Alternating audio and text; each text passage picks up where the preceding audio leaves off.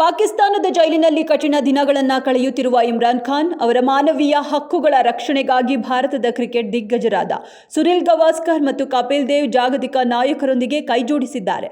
ವಿಶ್ವದ 21 ಮಾಜಿ ಅಂತಾರಾಷ್ಟ್ರೀಯ ಕ್ರಿಕೆಟ್ ನಾಯಕರು ಪಾಕಿಸ್ತಾನದ ಪ್ರಧಾನಿ ಶೆಹಬಾಜ್ ಷರೀಫ್ರಿಗೆ ಜಂಟಿ ಮಾನವೀಯ ಮನವಿ ಪತ್ರವೊಂದನ್ನು ಬರೆದಿದ್ದಾರೆ. ಅದಿಯಾಲ ಜೈಲಿನಲ್ಲಿರುವ ಇಮ್ರಾನ್ ಖಾನ್ ಅವರಿಗೆ ತಕ್ಷಣವೇ ಸೂಕ್ತ ವೈದ್ಯಕೀಯ ಸೌಲಭ್ಯ ಹಾಗೂ ಮಾನವೀಯ ಹಕ್ಕುಗಳನ್ನು ಒದಗಿಸಬೇಕು ಎಂದು ಕೋರಲಾಗಿದೆ. ಮತ್ತೆ ಸಂಪುಟ ಸರ್ಜರಿ ಕುರಿತು ಚರ್ಚೆ ಮುನ್ನೆಲೆಗೆ ಈ ವಿಚಾರವಾಗಿ ಹೈಕಮಾಂಡ್ ನಾಯಕರ ಜತೆ ಚರ್ಚಿಸಲು ಶೀಘ್ರದಲ್ಲೇ ಸಿಎಂ ಡಿಕೆ ಶಿವಕುಮಾರ್ ದೆಹಲಿಗೆ.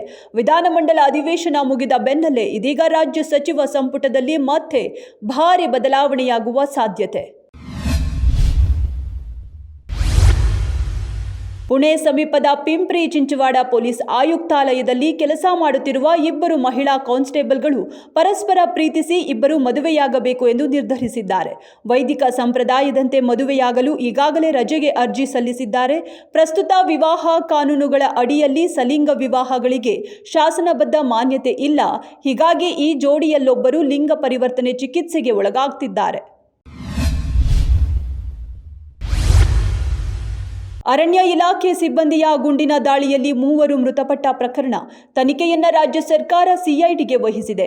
ಮೃತರ ವಿರುದ್ಧ ಕಳ್ಳಬೇಟೆಯ ಆರೋಪವಿದ್ದು ಸಿಐಡಿ ತನಿಖೆಯಿಂದ ಸತ್ಯಾಂಶ ಹೊರಬರಲಿದೆ. ಈ ಆದೇಶದಿಂದ ಪ್ರಕರಣದ ಮಹತ್ವ ಹೆಚ್ಚಿದೆ.